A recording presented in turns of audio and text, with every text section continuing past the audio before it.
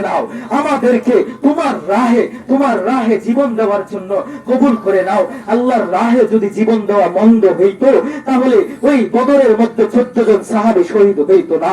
আল্লাহর রাহে যদি জীবন দেওয়া মন্দ হইতো, উহুদে 70 জন শহীদ হইতো না। আল্লাহর রাহে যদি জীবন দেওয়া মন্দ কাজ হইতো, খারাপ কাজ হইতো, জঙ্গিবাদ হইতো, তাহলে ওই বীরে মাউনাতে 70 জন শহীদ হইতো না। আল্লাহর রাহে জীবন দেওয়া যদি মন্দ কাজ হইতো, রাজিতে 12 জন সাহাবী শহীদ হইতো না। আল্লাহর রাহে জীবন দেওয়া যদি মন্দ কাজ হইতো, খন্দকে 6 জন সাহাবী শহীদ হইতো না।